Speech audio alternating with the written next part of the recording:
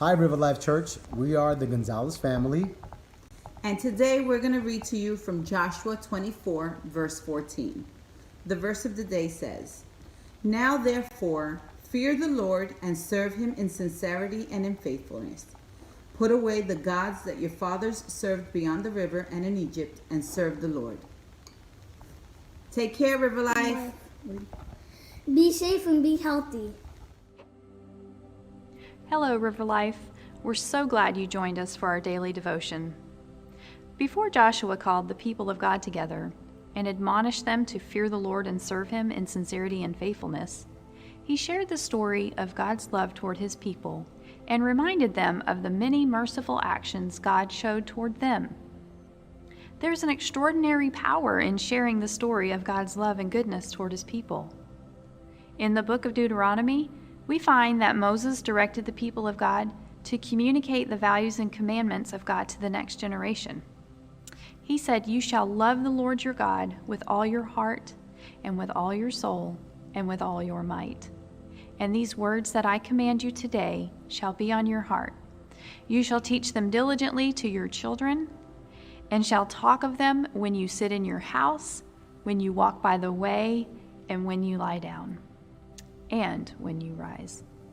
And Moses went on to say that when the children questioned the meaning of the commandments, that they were to tell the story of God's love toward them and remember the signs and wonders they had experienced at his hand.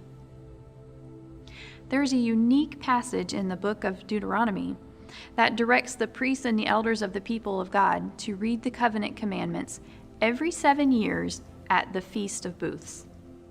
Deuteronomy 31, Moses declared, "Assemble the people, men, women, and little ones, and the sojourner within your towns, that they may hear and learn to fear the Lord your God and be careful to do all of the words of this law, and that their children who have not known it may hear and learn to fear the Lord your God."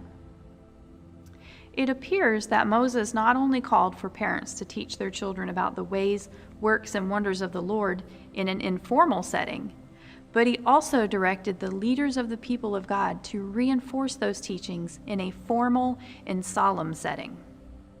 When Joshua assembled all the people of early Israel at Shechem, we do not know if it was one of those prescribed formal 7-year events that have come to be called covenant renewal ceremonies, or if the assembly was simply called by Joshua knowing that he was nearing the end of his life. Whatever the case, Joshua felt it necessary to reinforce the directive for the people to serve the Lord in sincerity and faithfulness. And he did that by telling the story of God's love and by restating some of the amazing acts that benefited his people. We do well when we share our story of how we have personally experienced God's love and goodness toward us. And it's vitally important for parents to communicate those things to the next generation as well. So let's take a couple of minutes to reflect on this question. If you were to focus on sharing your story or your testimony, what acts of God's goodness toward you come to your mind? Then, after reflecting on the question, close with a time of prayer.